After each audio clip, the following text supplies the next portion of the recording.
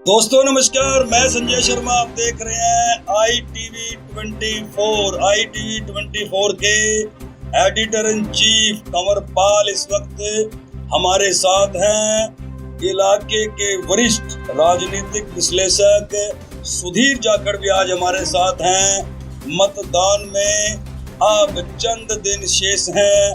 करनाल लोकसभा में किसका पलड़ा भारी है, रुझान किसकी तरफ जाता हुआ दिखाई दे रहा है, कौन चुनाव से पिछड़ रहा है, कौन मुकाबले में लगातार कदम दर कदम आगे बढ़ रहा है। अब क्योंकि चुनाव अपनी पूरी यौवन पर आ चुका है, चंद दिन शेष बचे हैं। मतदाताओं ने भी कहीं ना कहीं मन बना लिया होगा, अपने नेता को पसंद कर लिया होगा। लेकिन जिन मतदाताओं को अभी भी ऊहापोह की स्थिति बनी हुई है, वो अगले 3 से 4 दिन में निर्णय लेंगे और किस तरफ वो खामोश मतदाता जाएगा, ये भी बड़ी बात होगी। बहरहाल पहले ही दिन से जिस तरह से त्रिकोणीय मुकाबला चल रहा था, आज स्थिति क्या है? क्या आज भी मुकाबला त्रिकोणीय ही है या आमने सामने की टक्कर में चुनाव आ चुका है? और यदि आमने सामने की टक्कर में चुनाव आ चुका है तो वो पहले 2 प्रत्याशी कौन हैं जिनके बीच तगड़ी फाइट होने वाली है। बहरहाल क्रमशः बारी बारी दोनों ही वरिष्ठ हैं, अपने अपने इलाके में अपने अपने फील्ड में जबरदस्त सूझबूझ रखते हैं। और वैसे भी पत्रकारों का दृष्टिकोण जनता से थोड़ा हट कर के होता है। वो वहां तक पहुंचते हैं जहां नेता बैठ के प्लानिंग बनाते हैं। अगले 4 से 5 दिन में अलग अलग दलों की क्या विशेष प्लानिंग रहेगी, उस पर भी चर्चा करते हैं। बहरहाल सीधा चलते हैं ITV24 के एडिटर इन चीफ कंवरपाल के पास। कंवर जी, क्या लगता है चुनाव किस दिशा में आगे बढ़ रहा है? मुकाबला अभी भी त्रिकोणीय है या फाइट आमने सामने की हो चुकी है? सबसे पहले तो सभी दर्शकों को मेरा नमस्कार। जैसा कि संजय शर्मा जी आपने पूछा है कि किस तरह का मुकाबला रहने वाला है, इस तरह की नज़र सभी की है। सभी यह सोच रहे हैं कि किस तरह का मुकाबला करनाल लोकसभा में होने वाला है, क्योंकि यहाँ हर दिन नए रुझान आते हैं, हर दिन नए तरीके से राजनीतिक लोगों के लिए शुरू होता है। और अगर बात करें करनाल लोकसभा की, करनाल लोकसभा में जब मनोहर लाल खट्टर भाजपा के प्रत्याशी बने थे तो उस समय माहौल एक तरफा लग रहा था कि माहौल जो है एक तरफा रहेगा और भाजपा जो है आराम से अपनी सीट निकाल सकती है। लेकिन जैसे ही धीरे धीरे प्रत्याशी आने शुरू हुए, चाहे वो कांग्रेस का प्रत्याशी दिव्यांशु बुद्धिराजा है, चाहे वो एनसीपी और INLD गठबंधन का प्रत्याशी मराठा वीरेंद्र वर्मा है, और चाहे जेजेपी और बीएसपी के प्रत्याशियों की बात करें, लेकिन यहाँ मुकाबला जैसे कि हर रोज सोचते हैं कि मुकाबला एक तरफा हो गया है, लेकिन शाम होते होते मुकाबला फिर त्रिकोणीय नजर आता है जी। त्रिकोणीय इस मुकाबले में जो भाजपा के प्रत्याशी हैं मनोहर लाल खट्टर, जैसा कि एक बड़ी रैली अमित शाह के द्वारा की गई है, काफी भीड़ इस रैली में जुटाई गई थी। लेकिन कहीं ना कहीं अगर बात करें कांग्रेस प्रत्याशी दिव्यांशु बुद्धिराजा की, वो भी कहीं ना कहीं जोर आजमाइश करते हुए नजर आ रहे हैं। एक आरोप उन पर बार बार लगा है कि हुड्डा की और भाजपा की सेटिंग कहीं ना कहीं नजर आ रही है। दीपेंद्र हुड्डा को जितवाने के लिए यहाँ से एक कमजोर प्रत्याशी को उतारा गया है, लेकिन जिस तरह का जोर वो लगाते हुए नजर आ रहे हैं तो कहीं ना कहीं फाइट देते हुए नजर आ रहे हैं। अगर तीसरी बात करें एनसीपी के मराठा वीरेंद्र वर्मा की, वो कहीं ना कहीं धीरे धीरे उनकी चाल चली है, लेकिन चुनाव जैसे जैसे नजदीक आ रहे हैं तो बड़े बड़े धमाके भी उनकी तरफ से हो रहे हैं। कहीं ना कहीं मराठा वीरेंद्र वर्मा ये साबित करते हैं कि यह मुकाबला दो तरफा नहीं। कमर मैं रोकूंगा आपको, क्योंकि आप करनाल जिले को प्रॉपर जिले में देखते हो। आज मराठा वीरेंद्र वर्मा के पक्ष में बड़ा धमाका हुआ है। रोड महासभा की बड़ी पंचायत हुई और रोड महासभा ने ये ऐलान किया कि उनका समर्थन मराठा वीरेंद्र वर्मा को खुले तौर से है। क्या मायने इसके निकाले जाए, बड़ा धमाका माना जाए?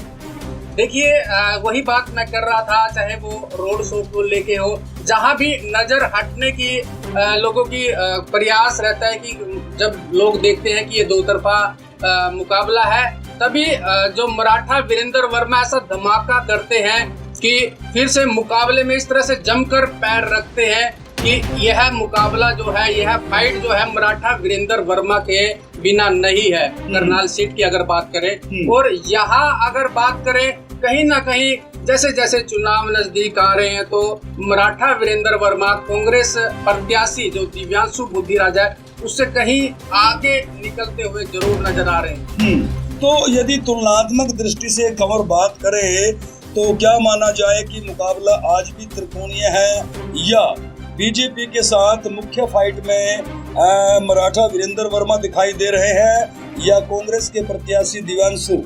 देखिए, जैसा कि धमाके आज रोड महासभा ने प्रेस कॉन्फ्रेंस की है और सीधा समर्थन, मतलब ये होता है कि कई बार ये होता है कि नीचे से समर्थन किया है, बाहर से समर्थन किया है, यहाँ सीधा ही समर्थन जो है मराठा वीरेंद्र वर्मा को किया है। खुला समर्थन हुआ है। और अब देखने में ये आएगा क्योंकि कम वोट बैंक नहीं है, 1.25 लाख से 1.5 लाख के करीब जो रोड समाज का 2 लाख के करीब, 2 लाख के करीब वोट बैंक है। रोड समाज का 2 लाख से ज्यादा वोट बैंक बताया जा रहा है। यार मैं आपको रोकूंगा, इस बीच चलते हैं सीधा राजनीतिक विश्लेषक सुधीर जाखड़ भी हमारे साथ लगातार बने हुए हैं। सुधीर, आपसे जानना चाहूंगा कि कंवर से हमारी जो बात हुई है, आप क्या समझते हैं कि आप करनाल लोकसभा का चुनाव किस दिशा में आगे बढ़ रहा है? देखिए, करनाल लोकसभा का चुनाव पहले जहां त्रिकोणीय, तो जाहिर सी बात है त्रिकोणीय है तीनों ही, चाहे उसमें बीजेपी के मनोहर लाल खट्टर हैं, एनसीपी के मराठा वीरेंद्र वर्मा हो जिनका इनेलो के साथ गठबंधन है, और कांग्रेस के दिव्यांशु बुद्धिराजा।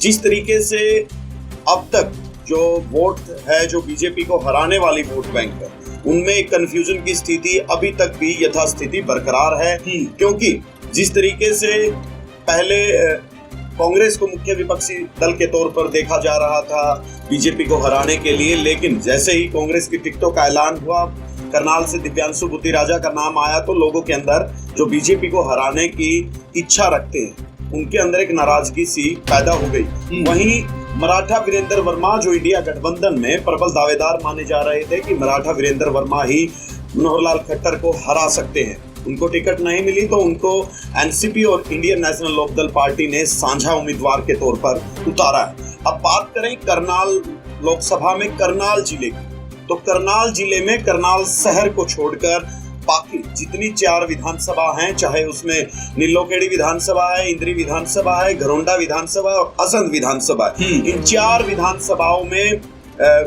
बिल्कुल जिस तरीके की समीकरण और स्थितियां सामने आ रही हैं, इन 4 विधानसभाओं में तो फाइट खट्टर वर्सेस मराठा है। करनाल शहर चूंकि शहरी आबादी है, यहाँ त्रिकोणीय मुकाबला हम कह सकते हैं, क्योंकि बीजेपी और कांग्रेस से नाराज, जो बीजेपी और कांग्रेस को भी पसंद नहीं करते, उनके सामने विकल्प के तौर पर मराठा वीरेंद्र वर्मा भी रहेंगे और उनके समाज का खुद का भी वोट बैंक अच्छा है। और जिस तरीके से इंडियन नेशनल लोकदल पार्टी के भी यहाँ इस करनाल शहर वाले जो विधानसभा है उसमें 8-10 गांव अच्छे बताए जाते हैं, जो अभी क्योंकि जो लड़के विदेशों में गए हुए हैं वो इंडियन नेशनल लोकदल पार्टी का प्रतिशत उनमें ज्यादा है। और कहीं ना कहीं जिस तरीके से विदेश में गए बच्चों ने, जो युवा रोजगार की तलाश में विदेश में गए हैं, उन्होंने भी बाकायदा अपने घर वालों को, परिवार वालों को और दोस्तों को मराठा के पक्ष में वोट करने की पिछले दिनों में देखने को आया था कि विदेशों में भी जो है करनाल लोकसभा के सैकड़ों बच्चों ने मराठा के पक्ष में कार रैली निकाली थी। उसके भी कोई मायने समझे जाए करनाल में, क्योंकि वीडियो काफी आए हैं वहां से। उसके मायने यही हैं कि क्योंकि जो अक्सर जो युवा रोजगार की तलाश में विदेशों में जाते हैं, तो वहाँ पॉलिटिकल असाइलम यानी राजनीतिक शरण लेने के लिए वो खुद को इंडियन नेशनल लोकदल पार्टी का कार्यकर्ता बताते हैं और बाकायदा इनेलो की तरफ से उनको सहयोग भी किया जाता है। जाखड़, मैं रोकूंगा आपको। जिस तरह से अभय चौटाला ने मराठा वीरेंद्र वर्मा को समर्थन दिया है, तो क्या लगता है कि इससे मराठा वीरेंद्र वर्मा को मजबूती मिली है? बहुत ज्यादा मजबूती मिली है, क्योंकि इंडियन नेशनल लोकदल पार्टी का जो कैडर है, या यूं कहें कि जो गांव-गांव में उनके कार्यकर्ता हैं, वो निश्चित तौर पर, चूंकि जो मराठा वीरेंद्र वर्मा हैं उनका चुनावी रिकॉर्ड या कहें या चुनावी किरदार बहुत भारी है, मजबूत है, क्योंकि उनके पास खुद का अच्छा खासा वोट बैंक है। और आज जिस तरीके से उनके ही समाज के, जिस समाज से मराठा वीरेंद्र वर्मा ताल्लुक रखते हैं, उस समाज के जो बड़े नेता हैं, गौड़ महासभा ने बकायदा आतिशबाजी के साथ उनका समर्थन किया है। और वो आज से ये माने कि खुल के प्रचार में जुटेंगे। और एक समाज होता है तो उसका सभी समाजों के साथ पारस्परिक सामंजस्य होता है। और निश्चित तौर पर अगर हम नजर जुड़ाएं 2009 के लोकसभा चुनाव में, जब हरियाणा में मुख्यमंत्री भूपेंद्र हुड्डा थे, यानी हुड्डा होता था, और मुख्य विपक्षी दल था इंडियन नेशनल लोकदल पार्टी, उनका बीजेपी के साथ गठबंधन था।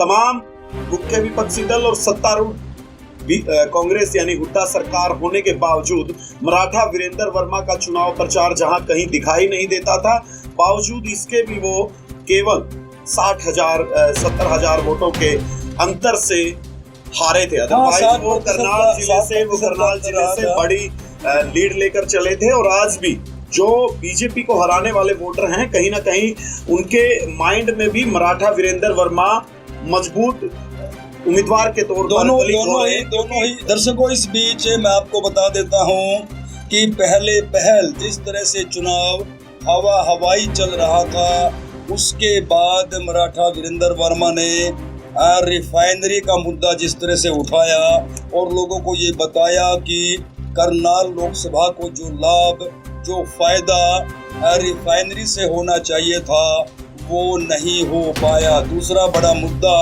उन्होंने उठाया, अभी बीजेपी और कांग्रेस लोकल और बाहरी के मुद्दे से निकल नहीं पाई थी कि बड़ा मुद्दा मराठा वीरेंद्र वर्मा ने जनता के बीच में उछाल दिया है, जो डायरेक्ट जनता के दिलों को, मन मस्तिष्क को हिट किया है। लाखों लोग करनाल पानीपत इलाके में जो टोल प्लाजा हैं उनको लेकर के दुखी थे, परेशान थे। मराठा वीरेंद्र वर्मा ने जनता के बीच में ये ऐलान किया कि यदि जनता उन्हें आशीर्वाद देती है तो करनाल लोकसभा से सभी टोल प्लाजाओं को खत्म कर दिया जाएगा। कंवर के पास चलते हैं। कंवर, क्या ये मुद्दे प्रभावी रहेंगे करनाल लोकसभा में आपके हिसाब से? आप वरिष्ठ पत्रकार हैं, क्या लगता है? क्योंकि पहले मुद्दों के बिना चुनाव लड़ा जा रहा था, मराठा वीरेंद्र वर्मा अब बड़े मुद्दों के साथ चुनाव लड़ रहे हैं। देखिए संजय शर्मा जी, जैसा कि आपने कहा, दो बातें यहाँ पर कही है। पहली बात ये कि जो मुद्दे लेकर मराठा वीरेंद्र वर्मा चल रहे हैं, देखिए मराठा वीरेंद्र वर्मा की अगर बात करें तो शुरू से ही उनका पक्ष यही रहा है, चाहे वो एकता शक्ति जो पार्टी बनाई उसमें जो मेन मुद्दा उनका उत्तरी हरियाणा को लेकर रहा है। और इस चुनाव की अगर बात करें लोकल वर्सेस बाहरी, लोकल की अगर बात करें, दो प्रत्याशी और लोकल हैं, जैसे बहुजन समाज पार्टी और जेजेपी से, लेकिन वो चुनाव में इस तरह से दाखिल नहीं हुए हैं। इस चुनाव को लेकर वो कहीं ना कहीं बाहर ही रहे हैं। ये त्रिकोणीय मुकाबला जैसे बना है। तो दूसरी बात आपने करी INLD को लेके, जो अभय सिंह चौटाला, उनका पक्ष भी शुरू से यही रहा है, अगर इंडिया गठबंधन मराठा वीरेंद्र वर्मा को टिकट देता है तो वह उनका समर्थन करेंगे। देखिए मराठा वीरेंद्र वर्मा की जो बात है, जो उनका कहना है, जो उनकी भाषा शैली है, उससे कहीं ना कहीं जो अभय चौटाला है वो प्रभावित है। जो मुद्दे उठाकर, जो क्योंकि एक पढ़े लिखे प्रत्याशी हैं, अधिकारी रहे हैं, हर तरह का ज्ञान मराठा वीरेंद्र वर्मा के पास है। तो इस तरह की बात, जो मुद्दे इस समय अगर पब्लिक थोड़ा सा ध्यान दे उनकी बातों की तरफ, जो वो वीडियो उनकी आती हैं, जो इंटरव्यू उनके आते हैं, अगर थोड़ा सा ध्यान दिया जाए तो वो यही मुद्दे उठाते नजर आते हैं जो यहाँ के लोगों की जरूरत है। जी, मतलब मुद्दे क्या लगता है आपको असर करेंगे जनता के बीच में? मुद्दे अपने आप में गंभीर हैं। देखिए आज एक प्रेस कॉन्फ्रेंस हुई रोड महासभा की, उसमें जो उनके जो प्रधान थे उन्होंने एक बात कही है कि वो आज तक बीजेपी के साथ रहे, तो कहीं ना कहीं उन मुद्दों की तरफ उनका ध्यान जरूर गया, उनकी बात उनकी समझ में जरूर आई है। जो मराठा वीरेंद्र वर्मा बात करते हैं वो उन लोगों की समझ में जरूर आई है। और जैसे जैसे चुनाव नजदीक आ रहा है, मराठा वीरेंद्र वर्मा अपनी बात को बढ़ाते हुए नजर आ रहे हैं। चाहे वो किसी भी तरह से लोकल वर्सेस बाहरी की बात हो, चाहे वो रिफाइनरी का भी आपने जिक्र किया कि कितना इसको बढ़ा सकते हैं, लाभ हो सकता था, जितना लोगों को लाभ होगा। चाहे वो टोल टैक्स की अभी तक कोई भी बात करता हुआ नजर नहीं आ रहा है, क्योंकि कर भी नहीं सकते हैं। कांग्रेस की 10 साल सरकार रही है तो टोल टैक्स यहाँ से गया नहीं है। बीजेपी की भी 10 साल सरकार हो गई है तो टोल टैक्स वहीं का वहीं है। तो अगर कोई ऐसे में वीरेंद्र ने जो मराठा ने मुद्दा उठाया है, इफेक्टिव है आपको लगता है? बिल्कुल इफेक्टिव है, पढ़े लिखे प्रत्याशी है, अच्छी बात करते हैं, अच्छी बात को बार बार दोहराते भी हैं कि लोगों की समझ में ये बात आ सके। जी जाखड़ जी, मैं आपसे जानना चाहूंगा, तीनों ही मुद्दे जनता के बीच में आप क्या समझते हैं, कितना इफेक्टिव रहने वाले हैं? देखिए, मुद्दे पर आधारित मराठा वीरेंद्र वर्मा चुनाव लड़ रहे हैं और उनके मुद्दे वास्तविक रूप से देखा जाए तो बहुत ज्यादा प्रभावी भी हैं, क्योंकि लोकल वर्सेस बाहरी का जो उनका मुद्दा है कि यहाँ से बाहर से यहाँ उम्मीदवार आते हैं पैराशूट के तौर पर और सांसद बन जाते हैं और फिर वो दोबारा लोगों के टच में नहीं रहते। बावजूद इसके जिस तरीके से उन्होंने वोट फॉर लोकल यानी लोकल लोगों को, लोकल उम्मीदवार को ही वोट देने की अपील भी करते नजर आ रहे हैं। ऐसे में जो टोल टैक्स का मुद्दा है वो कहीं ना कहीं बहुत बड़ा है, क्योंकि पिछली बार बीजेपी के उम्मीदवार संजय भाटिया जो वर्तमान में सांसद हैं, उन्होंने भी ये कहा था कि मैं अक्सर बीजेपी जब सत्ता में नहीं आई थी वो टोल के मुद्दे को लेकर उस समय कांग्रेस को घेरती थी और कांग्रेस के राज में ही करनाल और पानीपत में टोल स्थापित हुए थे। तो ऐसे में टोल एक बड़ा मुद्दा है, क्योंकि टोल जहां बात की जाए, करनाल से असंध टोल है, करनाल से घरोंडा पानीपत के बीच में टोल है, 6 टोल को लेकर के आवाज उठाई गई बड़ी है। ये इस तरीके का है कि जैसे कोई घर से बाहर अगर निकलता है, पड़ोस के गांव में भी जाना होता है, तो इसे एक तरीके की बॉर्डर पे जो आवागमन शुल्क है वो एक तरीके से उनको देना पड़ता है। तो ये बहुत बड़ी समस्या है जी। देखा जाए, अगर लोग उनके मुद्दे को समझते हैं और वो परेशानी झेलते हैं टोल की, तो निश्चित रूप से ये टोल वाला मुद्दा मराठा वीरेंद्र वर्मा तो क्या ये मान लिया जाए कि जो चुनाव अभी तक हवाई चल रहा था, अब मुद्दों पर ये चुनाव हो गया है? कंवर जी, यस या नो? बिल्कुल, अगर मुद्दों पे इसे समझा जाए, अगर मुद्दे लेकर हवा की बात अगर पब्लिक ना करे, सिर्फ मुद्दों की बात करें, तो मुद्दे इस समय मराठा वीरेंद्र वर्मा उठाते नजर आ रहे हैं। और अगर मुद्दों का ही ये चुनाव हो तो मराठा वीरेंद्र वर्मा सही से टक्कर देते नजर आ रहे हैं। जाखड़ जी, आपसे भी यही जानना चाहूंगा। देखिए, जिस तरीके से वो लगातार 3-4 बातें अपने भाषणों में कह रहे हैं, एक तरीके से वो यहाँ की आम जनता को उनकी तकलीफ या इन मुद्दों से जो रिलेटेड लोगों को समस्याएं हैं उनको लेकर अपील करते हैं कि मुझे वोट दीजिए, मैं इन सब तमाम समस्याओं का निवारण करूंगा। और शायद इसी वजह से ये वोट फॉर लोकल की चर्चा जो वो अक्सर अपने स्लोगन में करते हैं, अपने भाषण के अंत में करते हैं, ये अब आम जनमानस में सुनाई देती। कंवर, मैं क्या समझूं इस वक्त मनोहर लाल खट्टर के बिल्कुल ठीक सामने मुकाबले में आप मराठा वीरेंद्र वर्मा को कितना सशक्त मानते हैं? बिल्कुल संजय शर्मा जी, जैसे अगर आप बात करें मराठा वीरेंद्र वर्मा और किसका मुकाबला रहने वाला है, या मनोहर लाल खट्टर और किसका मुकाबला रहने वाला है, या दिव्यांशु बुद्धि राजा और किसका मुकाबला रहने वाला है, मैं आपको बता दूं कि मनोहर लाल खट्टर इस सीट को कहीं ना कहीं सेफ मान रहे हैं। बीजेपी की सेफ सीटों में करनाल सीट आती है। और दूसरा, अगर बात करें कि मुकाबले में कौन है, तो कहीं ना कहीं जब जैसे ही कांग्रेस जो प्रत्याशी है, जैसे उसको टिकट मिला, कहीं ना कहीं कार्यकर्ताओं में जोश जरूर नजर आया। लेकिन अभी तक जो दिव्यांशु बुद्धि राजा है वो उलझे हुए हैं, जो रूठे हुए कांग्रेसी नेता है उनको मनाने में। ये तो अपने आप में बड़ी दिक्कत वाली बात है, क्योंकि चुनाव में चंद दिन बचे हैं और वो यदि अपने रूठे हुए कार्यकर्ताओं को, नेताओं को नहीं मना पाए तो क्या मैं मान लूं कि वो चुनाव में पिछड़ रहे हैं? देखिए, कहीं ना कहीं अगर स्टेज की बात करें, स्टेज पे सभी नेता जो है वो खुश नहीं है। स्टेज से जो भी मंच लगते हैं, सभी नेता खुश नहीं है।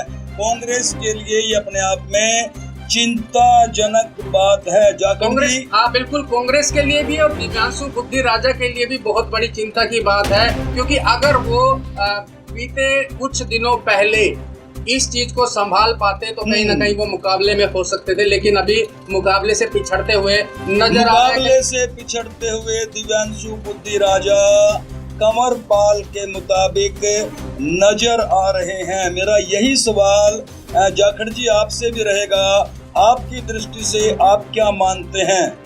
देखिए, अगर करनाल लोकसभा के अंतर्गत आने वाले करनाल जिले की बात की जाए तो करनाल जिले की ओवरऑल जो है फाइट खट्टर वर्सेस मराठा रहने वाली है, यानी BJP versus NCP, Maratha Virendra Verma की एनसीपी के साथ रहने वाली है। और पानीपत में मुकाबला त्रिकोणीय है। और इसके साथ साथ जिस तरीके से कल शरद पवार और अभय सिंह चौटाला और सुखबीर बादल कल करनाल आएंगे, मराठा वीरेंद्र वर्मा की जनसभा में कितनी भीड़ उमड़ती है और क्या कुछ ऐलान वहां से किया जा सकता है और कितनी भारी संख्या में लोग वहां पहुंचेंगे, उस आधार पे ही कोई अगला विश्लेषण में मैं जाहिर और जरूरी जाखड़ जी यहाँ बात आती है कंवरपाल के मुताबिक मनोहर लाल खट्टर अभी सेफ जोन में है।